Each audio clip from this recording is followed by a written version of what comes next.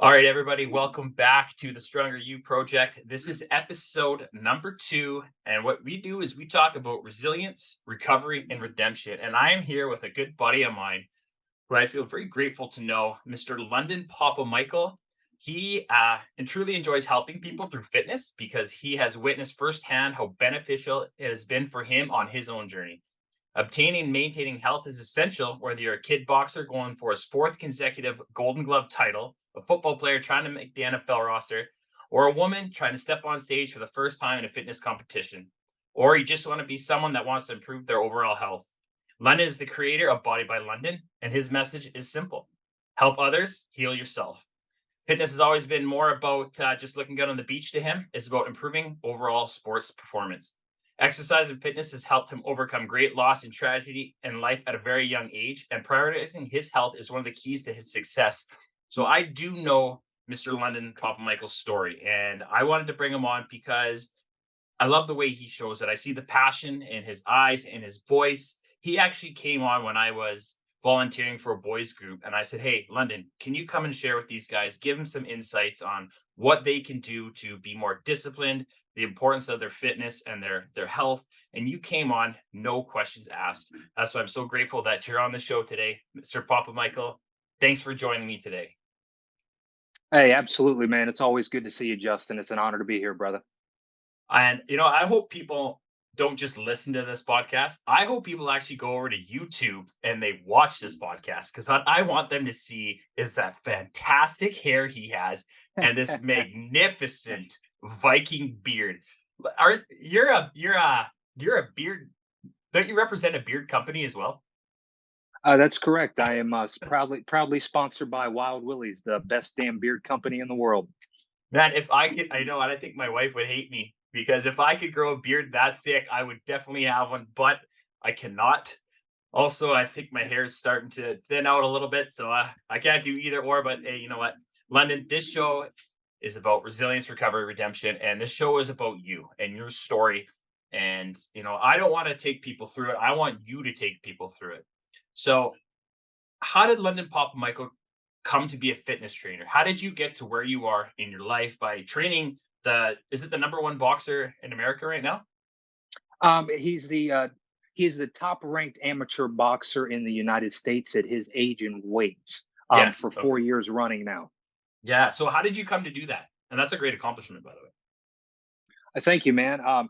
I got connected with Steven Navarro through Instagram. I was actually training my first client, Blake Adams, in Los Angeles, where I moved almost. It'll be November 8th. Will be 6 years in LA.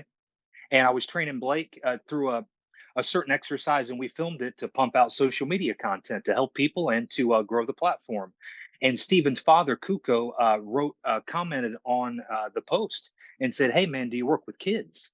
And I, responded immediately and said, "Look, man, I'll work with anybody that wants to improve. I don't care if you're, an actor, a celebrity, it's your grandmother, or if it's you. If you want to improve and you want to have an honest conversation about how I can help you, let's have that conversation." And proud to say, I met Steven when he was 13 years old, and now he's 19.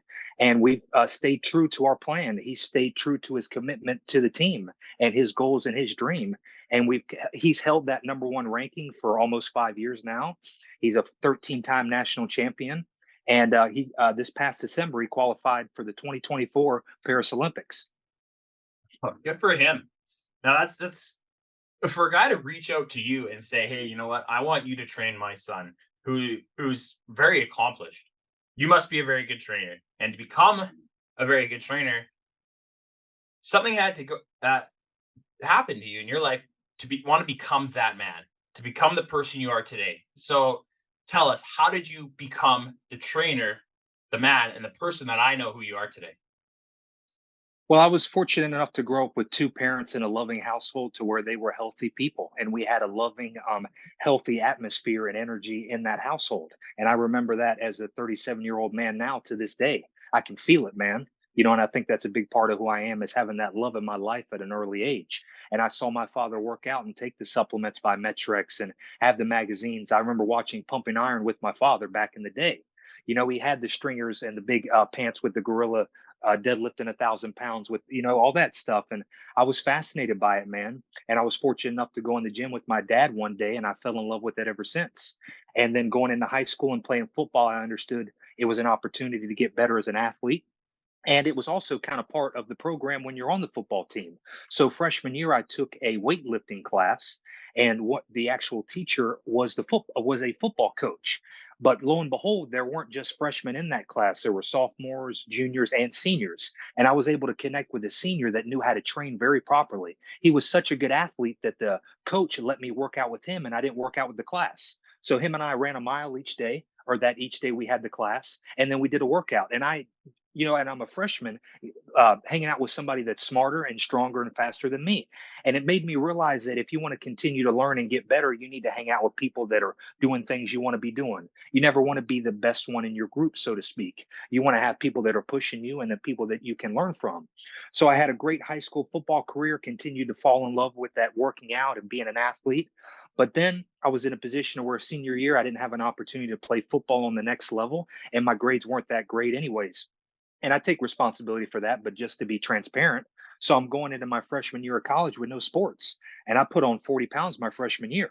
I'm majoring in beer pong and Wendy's and Waffle House. I'm partying and long story short, my cousin pulled me aside that was a big brother, back to the point of people that are helping you become faster, stronger, and better. He said, London, you're a great young man. And I see the potential in you, and you're kind of doing things that I don't think are good for you in your future. And he had a respectful conversation of telling me, you need to snap out of it, man. And in 6 months, I got in the best shape of my life once again. And I've continued to maintain that relationship with fitness in my life. And then ultimately, on Mother's Day, at 25 years old, I get a phone call and I find out that my mother passed away due to alcoholism. And I'm literally 25 years old, and I get a phone call out of nowhere on Mother's Day at 9:32 a.m. And I've got an 18-year-old sister to look out for. I've got a 10-year-old sister to look out for. My father's not in my life. My stepfather's not in my life. There's no money in the bank, and there's no life insurance. But I kept going into the gym. That was my friend. That was my place to go and fight the darkness, to fight that demon that I felt inside of me of being angry and bitter and trying to understand, why is this happening to me and my family? And it's been a huge thing for me to help me feel more confident when I go out in the world and take my shirt off. But more importantly, it's helped me build the relationship I have with myself and to go through these hurdles, because life doesn't stop with any of us. And I'm able to persevere and keep going through life and look out for myself and my sister through that tragic time. And I continue to pour myself into the gym. And it was kind of like me going to therapy. It was kind of like my coach, my therapist, so to speak. And ultimately, through that tough time, I was able to put myself in a position to open up my own restaurant at 30 years old. 5 years later, an amazing, cool accomplishment.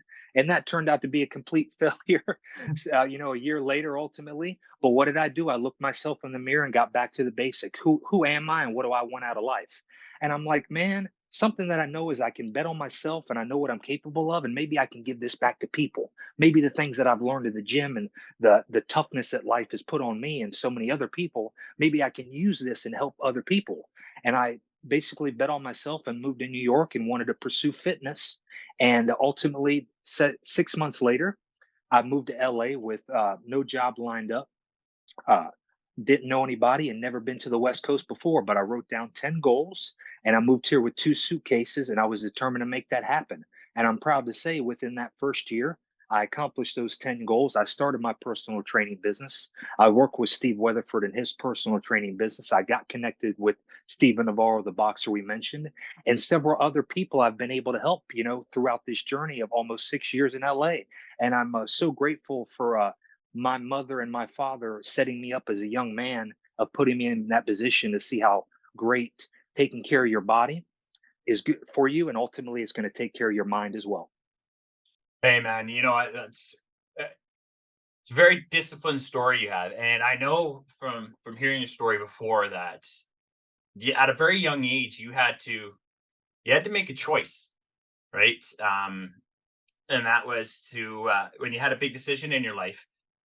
I'm not going to tell everybody about it, but why don't you walk us through um, the choice, because you lost your mother at a young age, and you watched your mother struggle with addiction herself. And a lot of my listeners they're going to be on the recovery journey. They want to know what's that's like and what you had to go through because you didn't really struggle with addiction yourself. However, the person that was a big part of your life, she ended up succumbing to her addictions, and then you raised your sisters at a 18-year-old and a 10-year-old. Now, how did it come to that, and how come your father wasn't in your life? Well, so the last time I saw my father, I was like 10 or 11 years old because we used to live in a little island in the Mediterranean in Cyprus because I was born in the United States, but then 5 to 6 years later, we moved to Cyprus where he was from because he needed to take over the family company because his father was sick. So we uprooted everything and moved over there, but life was amazing. We were just with his side of the family instead of being with my mom's side of the family in the United States. But once my parents split up and I moved over here with my mom, I went back the 2 following summers and spent the whole August with my father, and it was amazing, but then we slowly lost that contact, he would send letters and phone calls throughout the years while I was in the States with my mom and my sister, but then the contact slowly just evaporated, and then leading up to my senior year, called him and asked him to come to my high school graduation. I was proud of who I was as a young man. I built up my body. I was a great football player. I was graduating from high school. I stayed out of trouble. I was a good kid. And I wanted my father to be there and see that. I wanted him to be proud of me, like most young men need and deserve. But he said no. And ultimately, my relationship really started to deteriorate with my father. And my mom got remarried, and ultimately, that second divorce led her down that avenue of her sacrificing her mental health and leading into alcohol to try to cope with the struggles of life. And I can imagine what my mom was going through, feeling like you failed again in marriage, letting your kids down, letting yourself down, finding out your husband's having an affair with the family lawyer. And then while you're going through a divorce, your best friend ends up sleeping with your ex-husband and is now they get married through your divorce, and you're going through this battle of alcoholism, and then they start finding out about this. So I'm at home, Justin, trying to be a father figure, be a big brother to my sister, help pay the bills, help not everybody know what's going on with my mom, protect this, try to help out and resolve it.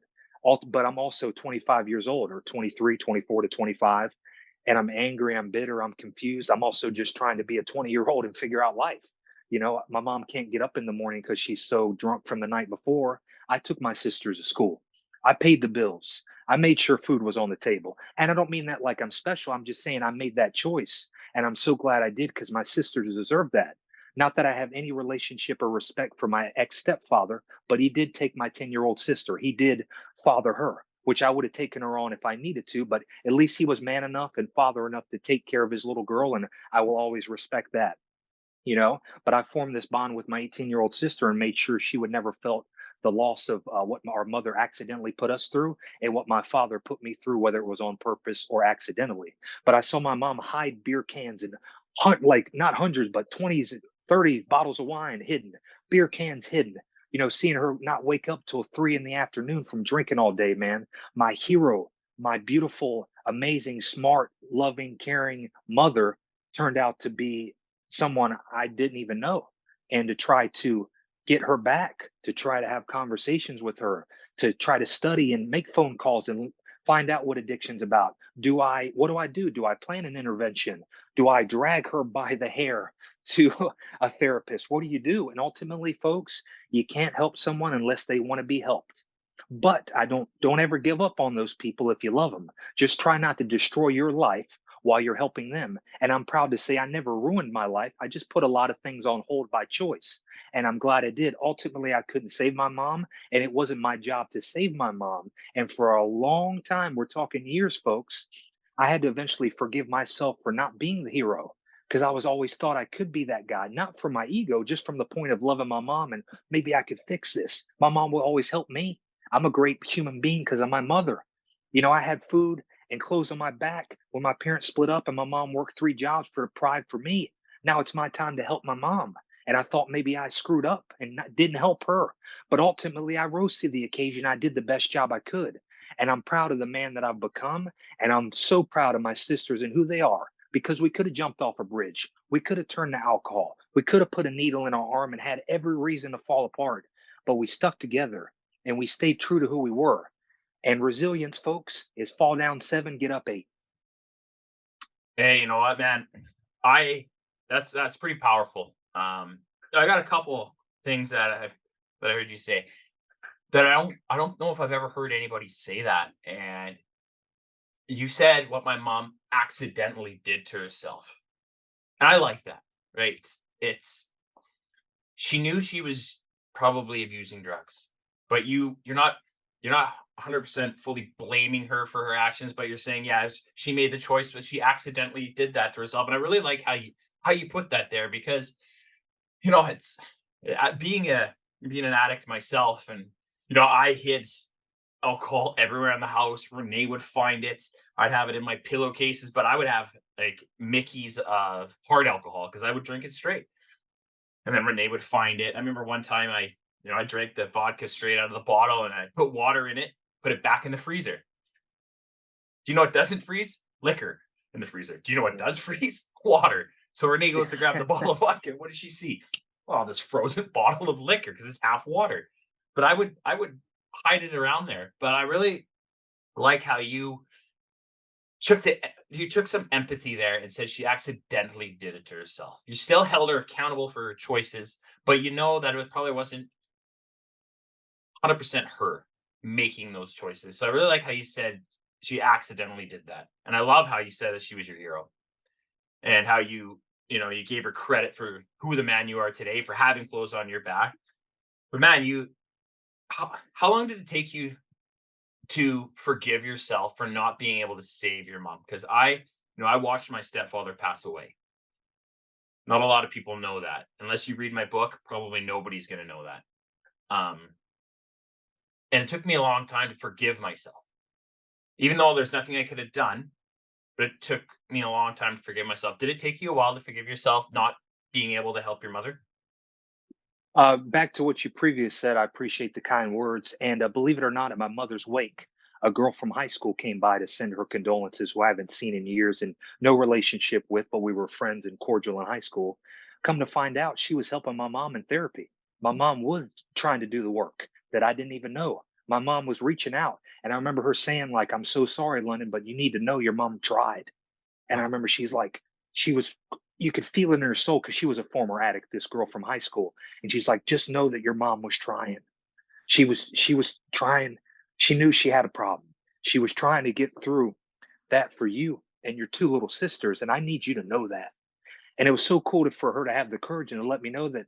And I didn't know that. I didn't know my mom was doing the work. I didn't know she was fighting, man. But that shows you how great of a mother she was in person, and understand that I know she didn't do it on purpose, man. Just like the beat, life can beat the shit out of some of us, man. And not all of us persevere. And that's why I try to speak up. That's why I like connecting with people like you, man, because I'm not naive to the human condition, folks. I've felt most of the horrible things that we all go through, and I don't want to feel some things that some of us go through, but I felt most of those emotions. And I don't want you to stay in that dark place. And if you're alive today, that means you're persevering. You're overcoming it. You might not like the taste in your mouth. It might not be that fun. It might be day one, but here we are living and breathing, and that means that you're persevering. And then what was your original question, Justin? I apologize. How long did it take you to forgive yourself for not being able to save your mother? It probably took me, years. I moved out to LA, and that allowed me. I spend a lot of time alone on a positive note. Mhm. I've treated my time here as a business trip. I'm not here to party. I'm not here to go to Lakers games and the Dodgers. Not that I don't enjoy life every now and then, but I'm very focused on figuring out and becoming the man that I want to be and have a vision for, and then also trying to help as many people as I can on this journey. And that's when I've really allowed myself on this journey of being alone in LA, not knowing a lot of people and spending time working on myself to develop this relationship and finally go through the traumas. Because I was dealing with the 10-year-old that never saw his dad again. I'm still the 25-year-old that lost his mom. And I didn't have time to really go through that. I was business as usual. Let me pay the bills. Let me take care of my sister. Let me figure out how to pay for a $15,000 funeral. Let me help get my sister a car. Let me help get her in college. And I'm proud to say her and I did those things together. So I'd probably say it took me at least, 3 to 5 years to really, do the work, have those uncomfortable conversations with myself, and ultimately understand forgiveness is not for the situation or for the person. Forgiveness is for you. It's not about a religion. which I respect religions and that have forgiveness rooted in them. But I'm not talking about God. I'm talking about the most important relationship I think any of us can have is the one we have with ourselves. And the more you can get right with yourself and be more self aware, the better everything else around you is going to be. 100%. One of the biggest things I learned in rehab, believe it or not, was the power of acceptance and forgiveness. And I actually learned about that in life coaching as well, how acceptance and forgiveness is actually for you. Now, there's going to be times in your life, there's going to be people that hurt you, there's going to be tragedies, there's going to be events outside of your control that you're going to have to accept. Now, it doesn't mean you have to like it, but you have to accept it, and you have to accept it so that you can forgive it, and so you can move on. And it's the forgiveness helps you to stop living in the past so you can create your future, because we want to be like you're talking about. Your mom is your hero. You wanted to be her hero. We want to be a hero. We want to help people. We want to save people. And when you can't, it's especially the ones that you love, right? It's tough, and then you start to get hard on yourself. No, what could I have done here? What could I have done there? When really there's a very minor part of you that could have actually helped them.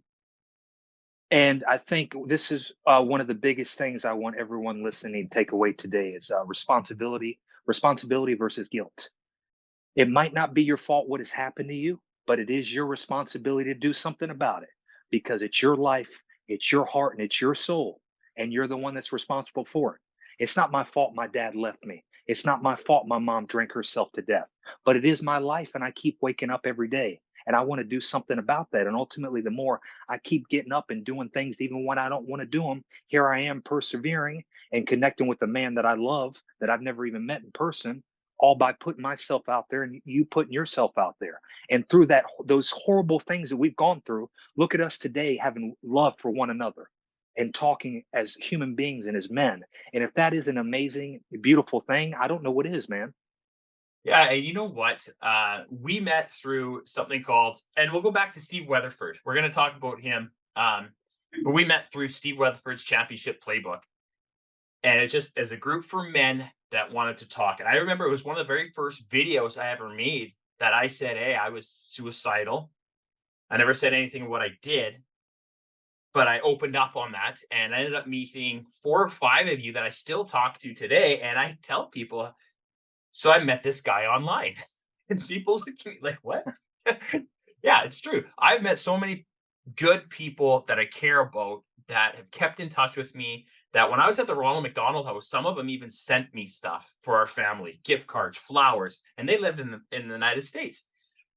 And I tell people, get around people when you struggle, get around people that have the same struggles as you. Build that community. And you were part of my community ever since I heard your podcast with Steve Weatherford. I reached out to you just to say, hey man, I'm happy to hear that you're doing. Thank you for doing your podcast. And then we kept in touch ever since then. It's probably going on 3 or 4 years now, but it's amazing what can happen when you're in this. You really care about people, and you go out searching on how can I better myself? How can I help other people? You end up meeting these people that are going to support you, even if you have never met in person. So I bring up Steve Weatherford because he was integral listening to his podcast when I was in my first part of recovery. And one of the things that stood out for me that he said was he didn't enjoy the Super Bowl win as much as he thought he should have, because he just wanted to hear his dad say, I'm proud of you. Now, that hearing that, helped me a lot. Hearing his vulnerability, his authenticity of opening up, saying he struggled with drugs and he struggled with porn, and hearing all that kind of stuff, it really helped me to be able to talk about the things that I struggled with. But you've actually met Steve Weatherford, and I want you to tell us about the story of how you got to work with him. Now, for people that don't know Steve Weatherford, he was an NFL punter. He won the Super Bowl with the New York Giants over my man Tom Brady. And but London, you got to work with him, and tell us how you ended up working with him from being this kid that moves to New York with a dream. Yeah, so I was listening to Lewis House, one of his edited, somebody put an edit together as a motivational thing. And he said, I want to give you guys some advice. And this is right after my restaurant failed. So I'm financially, spiritually, mentally broken, almost physically broken. And I'm looking myself in the mirror and I'm listening to this stuff, trying to rethink my life because I don't want to go back home. Mainly for the right reasons. There's a little bit of pride and embarrassment, but mainly I just wanted to keep pushing in life. I'm 30 years old. I just, took this great risk and ultimately it was a failure. But what that taught me was I don't take blind risk anymore. I take calculated risks. But while trying to put myself together of this failure, I heard Lewis House say, I'm going to give you guys some advice. Find somebody you admire the most. Tell them you'll work for them for free, but then tell them you'll pay them. I bet they never heard that before. And I was like, holy shit, that's a great idea. And I had, I idolize no man, but I admire a select few. And Steve Weatherford was one of those guys. And I was also strategic about this plan because Will Smith was one of those people too, but he's got a lot of followers. Can I really get through to him on a DM? Maybe. And I threw it out there and I didn't hear from him and a couple other guys. And Steve was one of those guys that I wrote. And I knew might have a little more chance of getting a hold of Steve because he was interactive with his audience. And also he had a little bit of a smaller following, but it was almost 500,000 anyways. But I loved how honest he was and transparent about the good and the bad of his life, how proud he was of being a dad, even where he screwed up and being a dad too and a husband. And I just had the utmost admiration for men like that. And so I DM'd him that. And believe it or not, he responded pretty shortly and said, look, man, I'll never take your money. And folks, if you do ever tell someone that you admire what Lewis House told me to do, which I decided to do, and they do want to take your money, that's not kind of a wealthy, successful person you want to work for. But it is something to say to catch their eyes. And look, if you're really willing to pay their money, of course, but if they're willing to take your money, that's probably not the person you want. But of course, Steve showed who he was. And the point I'm trying to make is he is who he says he is online. He said, I'm looking for men like you, but I would never take your money. And believe it or not, London, I'm putting together something to where I'm looking for some interns. So you're messaging me at the right time. So I moved to New York. We keep in touch. And ultimately, I knew I didn't want to live in New York. And I moved to LA and I'm like, hey, brother, I'm closer to you now. I'm in LA, you're in San Diego. And we continue to keep in touch. And he's like, I'm doing a real estate conference to where I'm leading a group for the workouts of part of the thing they're doing here for this leadership business real estate group thing. And he's like, if you want to come down, I know it's a far drive, but you can come work out and have breakfast with me and we can finally meet, maybe talk about working together. So it's the most expensive Uber ride I've ever had in Anaheim from Venice Beach, California. I think it was $100 to go meet him at 4 in the morning. I had to drive down to be there on time for the workout at 5:30 in the morning. And I didn't have a lot of money at the time. $100 there and back is a lot of money for me. I think even now, but let alone back then. But I went there and he was exactly who I thought he would be and more. He was kind, he was respectful, he was in great shape, he knew how to train well. He was the biggest life in the room, but also the most humble. And as soon as I got there, he showed me love. And as soon as we got done, he showed me love. And he asked me, we went to breakfast together with two of his team from like his editor and his videographer, and also a business type guy that got him connected with the real estate thing that we were at. And we ended up having this awesome conversation as a group, but also intimately between him and I. And it was really cool how Steve was so willing to tell the other people about me. It wasn't like making me awkward. He was like, yeah, this is London. He's doing this. And he said this. And he's this guy. And he does this. And ultimately, through that conversation, he said, I want you to be a part of my private coaching team. I'm going to put together this private coaching where we're going to coach people virtually, do a group thing through Facebook and have a community. And I want you to be a part of that. And ultimately, man, that turned out to be an amazing thing because first and foremost, that was one of my 10 goals when I moved to LA was to work with Steve Weatherford. And I'm proud to say that I wrote his most successful program, Master Shredder, in 2019. So if anyone's tried that program, I teamed up with Steve and wrote that program for him. And so proud of how many people that helped and to be able to pay my bills by working for him and being able to say, I'm going to do this for you, man, and then delivering on my promise. When I told him, like a year ago, man, bet on me. I'm going to be one of the best decisions your company's ever made. And I'm proud to say on his podcast, he told the world that. I didn't have to bring it up. He did, man. So be willing to bet on yourself and be able to provide value and support for people. And ultimately, that's going to help you. So when you build people other up and you support others, ultimately your own frequency rises. Doors open and your life gets better. So help others and heal yourself. Yeah, I like that, man. And congratulations on just taking that step. And you do believe in yourself, and I see that you believe in yourself and that you bet on yourself. And if you can't bet on yourself, who can you bet on? So that's why holding yourself to the promises you're gonna make, writing down your goals, and then taking that leap of faith just to send that DM and look where it took you. Now, we talked about how Weatherford wanted his dad to say, "I'm proud of you." Did you and him ever talk about your father? Because when was the last time you actually talked to your dad? So I haven't talked to my father since he called me when my mother died.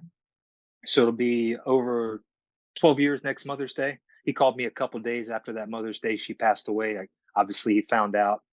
And sadly, I'm not trying to knock my dad to the world, but I'm just a transparent man. And hopefully, I can find my dad one day and have a honest conversation as men, and we can move forward together in life. But he didn't have nice things to say about my mom. And ultimately, can you imagine being 25? Your dad denies you coming to your high school graduation. You haven't talked in years. You've been the man of the house. You've basically raised yourself as a man.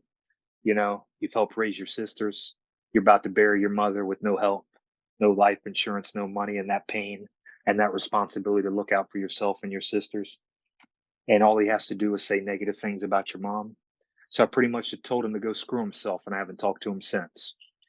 Steve Weatherford did bring up that relationship with my father on the podcast. We talked about it, and that's something that I'm looking to do, and make something more meaningful out of it, of just finding my father. I actually want to create a docu series or a documentary and tell that story about what I've been through and to help others. Ultimately, I want to show folks that as humans, we have the universal capacity of human compassion at even the darkest of times, and that we can go through anything, and we can even go through anything, even you have a better chance when you come together. And it's been a difficult thing not having my father in my life. And it's had a big chip on my shoulder. And at times it has worked against me, because when you use pain and anger and hate to get you through something, you can use it. And at times I recommend it, but it runs hot because it comes from a negative place, and ultimately you can get burned. So ultimately, if you want to succeed and persevere in life, do it because you love yourself. Do it because you love the people around you and you want a better life, and you want to do it for the right reasons, not to prove somebody wrong, or because life wronged you for so long or for so many times, you know? And I do hope I can find my father and have that conversation. How cool would it be to tell this story, and me and my dad talk as men and Mhm. share that with the world, of two people, and maybe that can help others show, hey, forgive your mother, forgive your brother, your sister, that relationship, so you can move forward in life. Because ultimately, you're drinking your own poison. Yeah, absolutely. And repairing that relationship, repairing any relationship that's been lost is it can really help you out. I was seeing a counselor, and he finally looked at me and he said, "Justin, I don't think you had the love and connection that you needed as a kid." And I'm like, "Listen, I'm not going to blame my parents for the choices, the decisions I made." And he's like, "No, that's not what I'm saying." He's like, "You just didn't get that they raised you wrong, or they did anything bad, but you just probably didn't get the love and connection you needed as a kid." And now, when you talk about leading with pain and anger, I led with pain, anger, and hatred. A lot of it, though, was hatred for myself. And that doesn't get you anywhere. That gets you into making poor decisions, hanging out with the wrong people, losing the people you love around you the most. So I led with that. Now, finally, when I heard my counselor say that, I actually went, and I was the time I was writing my book. I went to my dad and I'm like, "Hey, can I ask you a question?" And then I asked him, or I told him, this is what the counselor said, that I didn't have enough love and connection as a kid. Like, what do you think of that statement? And then he opened up to me. He said, "You know what, Justin, you probably didn't." And he told me, he's like, "I came up. I was an army brat. I was out at 16. I witnessed my parents fighting all the time, and I probably drank too much." And not just by having that, and I didn't know any of that stuff, because we didn't have the greatest relationship, after I moved out. But having that conversation kind of opened up doors, and it shut one, gave me more understanding. Um, but building those relationships, and opening that door to something that's possible to heal, can really help you close another one. And I really hope I do get to see and hear one day of what happens if you have that conversation with your father? You know, how would that conversation look to you? Honestly, I haven't visualized in my head. Do you know the movie Heat, where Al Pacino and Robert De Niro sit across from each other in the cafe and they have this honest conversation among men? And it's shot with two different cameras. So you see Pacino's point of view, and then you see De Niro's point of view, and then it's edited up. And honestly, that's how I'd like to do it. I'd love to go to Cyprus, where I haven't been in over 20 years, this beautiful, amazing island in the middle of the Mediterranean, and go see my father again, who I look just like. I walk like him, I stand like him, I move like him, I'm built like him. My teeth are crooked the way his were in certain spots. It's crazy how similar we are from what I've noticed, and also from other people that knew my father and me. And to sit down and just talk as men. I want to hear his side of the story of the divorce, what he remembers of us together hanging out as a kid, and to let him know that I remember everything, and that, there are beautiful memories that I am grateful for, and I know that my father loved me, and to let him know that I forgive him no matter what. He's remarried. I've got a half brother and sister I've never met, you know, which is pretty wild to even think about, and also let him know that he's got a daughter. I've got a 28-year-old sister named Gabriella that's, people always talk about me not having my dad, but she doesn't have him either. She was so young, she doesn't even have a relationship with him. So not only did she lose her mom, she's got a dad she never even knew, and a stepdad that gave up on her. You know what I mean? So it's like, to understand, like, nobody's problems are better or worse, they're just different. And we're all going through things, and to be mindful of that stuff. But I would love to find out some things about him, or what his dreams were. What was college like? What was his workouts like versus now and then? What were his dreams for me? What did he want me to do?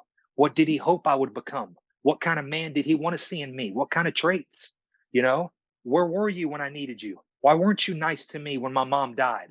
Why didn't you say, I love you, man? Do you need something? It's not about money, just show up.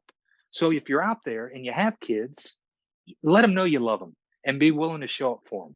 Whether you got money or not, it doesn't matter. Just show up for your kids, because I'm telling you, it'll have a bigger impact than you realize. And I'm not saying don't fix your problems and work on yourself, of course, but you have a huge responsibility as a parent. And if you're going through a divorce, don't let it affect the kids as much as you can. Your problems and your arguments between one another aren't the kids' fault. So I encourage you to be better human beings for your kids, so they can flourish and move forward in this crazy world that we have going on. And take pride in that responsibility. I beg you, as parents and as human beings. Man, I could thank you for that. I could see the passion in your voice and in your just expression on your face of how passionate you are about that, and wanting to repair that relationship, but telling people, like, do it for your kids. No matter what you're going through, like, do it for your kids. Be there for them. And I could just see your face like that just light up. And I really appreciate you being so vulnerable and open and talking about that, because it can be tough to talk about that every now and then. But you talk about some of the dark times, and I'm a mental health advocate. I like to talk about mental health. When you got into those dark times, what did you do for your mental health? The number one thing for sure is me taking care of my body. And when I say take care of your body, I mean exercising. And for me, that's a mix of weight training, plyometrics, athletic movements, and strength training, and losing myself in the gym and doing difficult things. Because in life, you got to kind of choose your difficult. Life's not going to stop for any of us. And there's going to be times where it's going to punch you in the face, whether you're ready for it or not. And you got to be willing to combat that. And I've learned, when I put myself through difficult things and I hold myself to a standard, and for me, that's excellence. And I don't achieve it every day, but it's something to fight for. And it's something that I can work towards. And doing that is exercising each day. It makes me feel better about myself, because ultimately, as much as I want to look good, care about looking good, and in many ways get paid to be in shape, I do it simply for my mental health. And if you folks think every day that I work out, I feel like working out, you're absolutely wrong. But I made a commitment to myself a long time ago, and that's something Steve Weatherford taught me: is commitment over feelings. If you base your life on how you feel each day, good luck. Because we're all screwed up in the head. We got 100 thoughts going on, different emotions because you didn't sleep well or this and that. And sometimes you just wake up on the wrong side of the bed, so to speak. But when you make those commitments and you say, no matter how I'm feeling, I'm still going to do what I need to do, you can still move forward in life and not let your emotions hold you back or the crappy things that life throws at you. And me exercising and doing my best I can and really pushing myself in the gym has allowed so much mental clarity, taking that depression out, taking that anxiety out. So, like, really push yourself through a tough workout or a run and then try to be mad afterwards. You got nothing left. You're just like, oh, whatever. Okay. And it's this beautiful thing of clarity, and that compounds that return on investment of what you put in the gym and taking care of yourself works, and it helps you become that person and help you build that mental fortitude when life hits you hard. Also, having open conversations and trying to help other people. So, two things that can help you and solve most of your problems in life: work out or help somebody else. So, by speaking and sharing my story or having others be vulnerable with me and giving them my perspective if they ask for it, that helps me heal. It helps me get out my angst. And when we share these vulnerable things, we ultimately understand we all have a lot more in common than we have different. And it's like, man, this guy that I think is so smart and cool and handsome, and he's got his own business and he's sponsored by this and he's doing that. Well, he struggles too. He doesn't think he's good enough sometimes. He cries too. He doesn't have this and he doesn't have that. But man, he's still getting up each day and doing the best he can as much as he can. And that doesn't make me special. I've just allowed myself to stack a little bit of proof to remind me that I am who I say I am. And that is by honoring the promises I make to myself and understanding that discipline is a very important component. And discipline is very simple. You got this thing over here that you want to do, or excuse me, you got this thing over here that you need to do that you don't feel like doing. And you got this thing over here that you want to do, but you don't need to do it right now. And are you willing to do what you need to do when you don't feel like it? And more times than not, I've done a good enough job of doing what I need to do, even when I don't feel like it. And that's allowed me to fight through my mental health battles. And it's allowed me to move forward and help people in my life. And that's what I want to continue to do. And understanding you don't get to a certain point to where there's comfort and you're on autopilot. It's constant work. And I don't say that where I'm trying to hinder you. Just understand you got to continue to put in effort if you want to be better in life. And you're not going to one day, you don't sustain your body, or excuse me, you don't stop fitness. You don't end the fitness journey. You sustain it, you maintain it, you continue to take care of your body, just like your relationships or a marriage or being in business. Your job is to stay in business, not to just be in business and stop, right? Mhm. Obviously you can sell your business, but you guys get my point. Yeah, absolutely. Well, man, thank you so much for coming on the show today. Thank you for being so open and passionate about what you do. You're uh you're a very great guy. I'm super grateful to have met you. You've always been there to talk to me. Thank you so much for sharing all those nuggets with us, especially the fitness part, dealing with the mental health. I really liked how you shared about your father and the importance of being there for those that you love and especially for your kids. Now, what are you up to now and where can people find you? My favorite platform is Instagram, and that's it's London Bro. And you can also find me on Facebook at London Papamichael. But I'm excited to say this director that I've worked with that we created a little 2-minute trailer for the docu series. We've been shopping out, looking for funding. So I'm also doing some things where I'm building up my brand. Going to put money towards building up the platform, my brand website. That way I can do a better job and continue to get out there and market myself and let people know what I'm doing and how I can help you through physical training and having honest conversations and sharing my perspective with one another because ultimately I'm helping people on a micro level and I want to do that on a macro scale. So I understand that I got to continue to invest back in myself and continue to do the work so I can help others. And I can't wait to connect with you. So if you're out there and you're struggling or you need some help, reach out, drop in the DM, and I'd love to have a conversation and help you. Awesome. Well, there you have it. And he will answer his DMs. That's actually how we met. And every time I have messaged him, he's messaged me back. I'm one of the lucky ones. He will get to you. And, if you ever see this guy, if you go on his Instagram, this man is in shape. Both my guests I've had on my first episode, my second episode, you can grate cheese on these guys' abs. So fitness, and they're both about mental health. So you see the big correlation between fitness and mental health. It's honestly been my best antidepressant I've ever had. I like to listen to Audible books. I like to take notes and I call it my learn and grow. So with that being said, thanks to everyone who stopped by to listen to my incredible guest, Mr. London Papamichael, share his amazing story. please be sure to check him out, give him a follow, and let him know, message him how he's impacted you. I'm going to put everything down in the show notes on how you can connect with him. And if you like this episode, be sure to like, comment, and share it. And thank you for stopping by, everybody. Let's help spread this message, and take care. Thanks so much. The best is ahead. Cheers, buddy.